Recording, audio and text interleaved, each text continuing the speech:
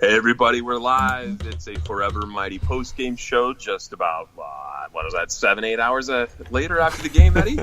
It's a little early, but... We're ready to go. We got a lot to talk about tonight with the Ducks punching their ticket to the playoffs with a 3-1 win over the Minnesota Wild. What a game last night for the Ducks, being able to hold tight in that first period and then come out basically in the second and third period and take over the game. The Ducks getting that much-needed 2 points. We don't know who we were playing yet, but the most important thing on the night is that the Blues lost, the Ducks won. That gets them into the playoffs. Thank you, Chicago. That's the one time you'll hear me say that. Yeah. They get the win against the Blues to push them out. What a game, man. It was great to be there. The crowd was crazy, with the exception of the wooing. The game was great in the 3-1 victory. Well, I feel like it picked up, too, because they said on the broadcast right after they got news that Chicago had won, there was a little bit of a cheer in the crowd, and then I think things started picking up. The energy was a little bit higher, not just in the crowd, but on the ice, because I'm sure the players knew in the dressing room. I think it was at the end of the first period that they really found out that Chicago had won that game. So that upped the momentum right there. I mean, once you know that you can get in, they came out and they played a solid game, especially from the third period on. But it was another come-from-behind win. Not as dramatic as the last two, but they were down 1-0, came from behind and won it late. So it's some exciting hockey. No, man, it was great. The crowd really stayed into it. They got a standing ovation at the end of the game. Players come out to center ice, raise their sticks. This is the 6th straight season the Ducks are going to the postseason. So just something we've been waiting for. I mean, to take it all the way to the end like this was pretty strange just because the Ducks had won the Pacific Division season after season after season, and then you come in tonight and you're like, I don't know, man, it's going to be pretty close. It's going to be pretty close. But to get them to pull that off was amazing. Yeah. Getting into the pregame, though, we have some interesting lineup changes because of the unfortunate injuries that happened last game. Scratches tonight, Corbinian and Holzer, and then Eddy's Captain Canada, unfortunately, was not fast enough to skate last night. So he is out. Antoine Vermette also out. Troy Terry is out. Andy Walensky is in. Ryan Miller is in. So those are your 2 subs in for Cam Fowler and John Gibson. Gibson still out with an upper body injury, which is a little concerning. Did he go through concussion protocol that you know of? Was there a thing about him being injured, or was this just like an incident? Have you read anything or seen anything? I haven't. All I saw was I think it was an update from Eric Stevens saying that he was undergoing another round of testing. I think it was yesterday he was doing that. They were going to evaluate him further, I think, today. So hopefully we get some good news. Upper body injury, especially when you get hit in the head, it's never a good sign. I'm hoping it's not concussion because, day to day can turn to week, to month, depending on how serious it becomes. So hopefully it's not a concussion, but it kind of seems like it's trending that way just based off what we saw from the footage and how they're kind of being a little bit cryptic with their updates. Yeah, it's weird. And then the day-to-day status, I mean, that's usually how concussions go unless they know they're going to shut them down, right? So hopefully that's not the case for John Gibson. It didn't look like something that would, I mean, obviously I know hits to head are the hits to the head, and, the little ones here and there add up over time, and then you get hit again and it happens. But it didn't look like anything drastic. He did get run over by a big dude, but I just felt like the head contact, I don't know. Hopefully it's not what everyone thinks it is, because that's what's floating around is that everyone thinks it's concussion. Yeah, that would be the worst because, you never know how long. Like I said, that's the thing. The day-to-day tag with a concussion is usually what you see at the beginning, and then at times it can become worse depending on how he progresses. He could be back right away. He could be back further down the road. It might not even be the head. I mean, we're just speculating. It could be something simple. It could be a shoulder injury, whatever. It might be something that's not that bad, and he's actually day-to-day. But I really hope we get some kind of update today because we already know how long Fowler's out. I mean, it sucks, it hurts, but at least we know when he's going to be projected to come back. With John Gibson right now, we'd assume he's probably going to be shut down for the rest of the season, and I hope we at least hear an update before the season's out on Sunday. He deserves the break. I have no problem with them sitting him if this is especially concussion. Like, don't rush this guy back. Playoffs are nasty, and guys are going to be around that crease. It's no secret that John Gibson's been injured across the board this season, so teams have no problem being in his crease at all. So that's going to be in other teams' minds. Cam Fowler out. a separated shoulder. They won't tell you that, but come on, that's exactly what it is with the way his shoulder went into the boards. Yeah. Hopefully it's only a 2-week thing and it heals pretty quick. He's been able to bounce back as he did last season too with the knee injury. So Fowler out. Ducks are going to have to take this one in the first period here. We'll get to in a second. Just one more question for you. And I know it's tough for you to swallow this, but do you think RC made the right call with Welinski and Pettersson? Just your pregame thoughts. I know you know how the game went. Yeah. Just pregame, how'd you feel about that?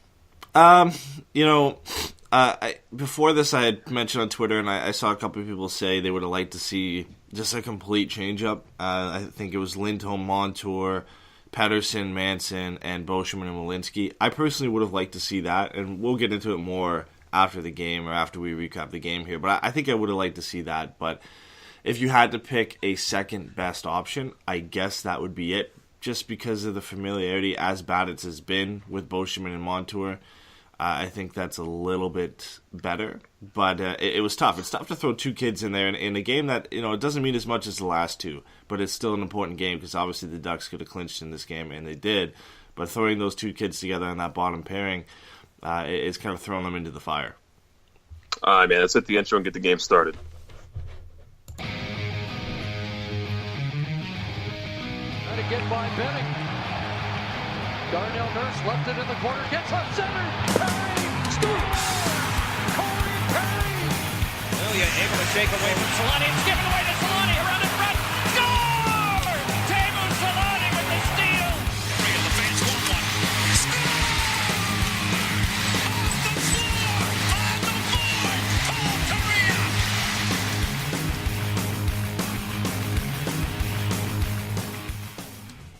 I know it's early, but that intro always gets me hyped up and ready to go for the recap. It's the Paul Kariya. Yeah, that's what you've been just waiting to relive over exactly. and over and over again. I mean, I know you were like 5 years old, but I'm sure you remember it. Always hearing off the floor on the board just gets me ready to go. So yeah, man, going into the first period, this was kind of a back and forth affair for the Ducks at the beginning. But the Wild, I felt like I had the better of it. It just felt like they were just feeling each other out for the most part. There were some chances, but nothing that I really noticed in like grade A scoring chances. I mean, you even put in the notes here, what is going on in this period essentially, right? I mean, because it just felt like there was a bit of back and forth, but both teams were a little bit, just a little apprehensive as to, take chances against each other for some reason in the first period. Yeah, there wasn't a lot really going on. It was kind of a boring game. There was some decent chances, but nothing where you'd say, okay, well, that was a quality, high danger chance in the first period. And, there was at one point where there were 16 combined shots between the two teams, and there really wasn't a chance where you thought, that could have been a goal. I think maybe the closest one was Manson turned the puck over in his own zone. Koivu had sort of a half break, and he waited too long to shoot, and Miller just kind of outweighted him, and it was a pretty easy save. But that was it. I mean, up until that point, there really wasn't much going on. No, that first period was pretty slow. I mean, you got our first look there of Andy Welinski on the power play, and is kind of where he belongs. Hampus Lindholm kind of looked out of place on that power play. Did you notice that too? I felt like he wasn't ready to step in and take over Cam Fowler's role. That was one of the first things I noticed on the power play. Is like, oh man, it's a really different look. Oh yeah, because that's Hampus Lindholm on the power play, not Cam Fowler.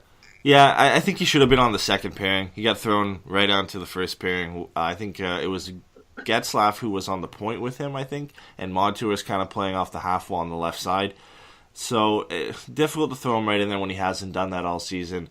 But I would have liked to see maybe Getzlaf and Montour on the point for the first unit, and then having Raquel, Perry, and Henrique for the rounding out that first unit, and then having having Lindholm on that second pairing. I think that would have been a little bit better for them, taking a lot of responsibility off him, because he just kind of looked a bit out of place. But you can't fault him for that. He hasn't spent a lot of time on that first unit. No, and it's kind of like when you're taking two of your best players out of the lineup. I mean, especially a mobile defenseman like Cam Fowler, you kind of just have to see what you're going to get in a game time situation. And the Wild, they haven't been the most dominant team in the NHL, but they're still a good team. So it was an interesting test for the Ducks.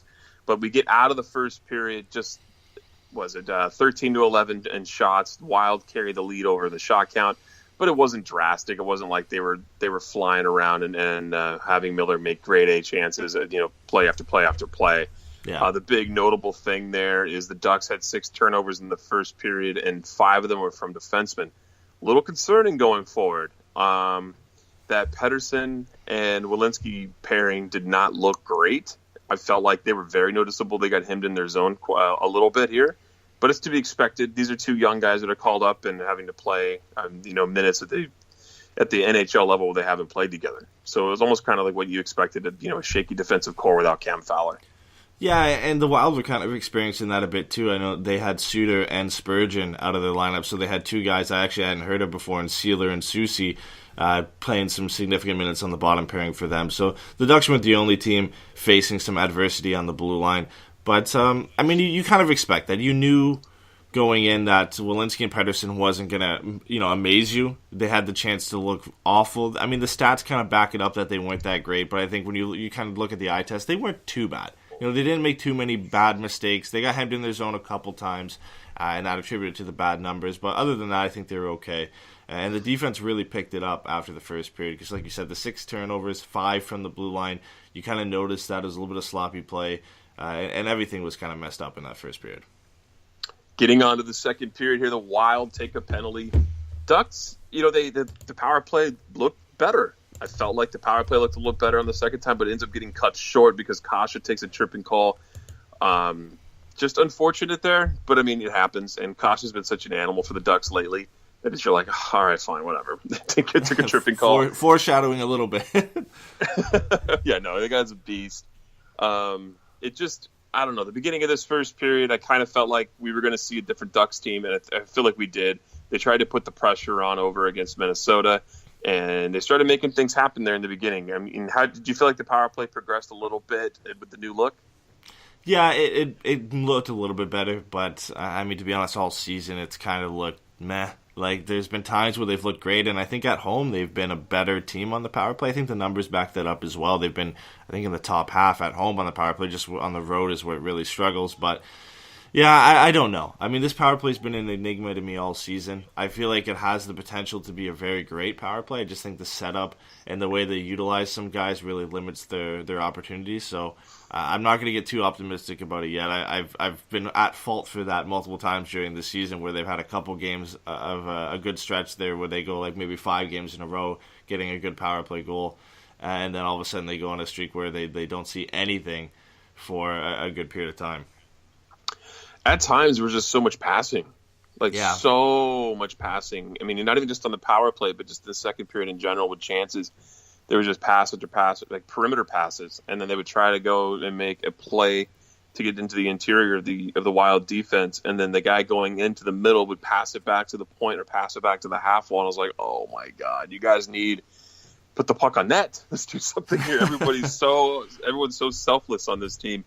But it just ended up not working out for the Ducks at the beginning of the second period. Miller had to make a key save in close, but then the Wild would get a power play because Getzlaf would take a tripping penalty, and then Matt Dumba rips one right by Ryan Miller. He had really no chance. That was like, as you put in here, Ovechkin's office. That's no joke. That was a great shot. It just nothing you could do for Ryan Miller. It's just gonna, on the power play that you get a guy in that spot down low who can shoot the puck. It's over. Yeah, and he picked like a top corner. There was really no chance for Miller. I think it went right over his glove into the top corner. He did a pretty good job getting over there, but it was just a perfect shot. There's not much you can do on there. Dumba did a great job of getting that off quickly and just picked the corner. So it's tough. It sucks being on the power play because the Ducks penalty kill has been so good as of late, but it was just a good setup. It was a good pass over to Dumba. He's not necessarily wide open, but he has a pretty good shot, and I think it's Manson who ends up trying to get a block on it. Maybe screens Miller a bit, but you can't really fault anybody on that goal. It's just a great shot, and unfortunately, the Wild are up 1-0. But the Ducks, it wouldn't take too long for them to come back in this game in the second period. They would get this odd chance. I didn't think that it was Nick Ritchie that scored this goal. I was surprised because he's the one. There's a crazy scramble in front of the net. Puck comes just somehow into the crease from Nick Ritchie, throws it to the front. A scramble in front, and it squeaks through Dubnyk's legs. First reaction there is they weren't going to call this a goal. I really felt like they were going to call goalie interference just because of what we've seen across the board.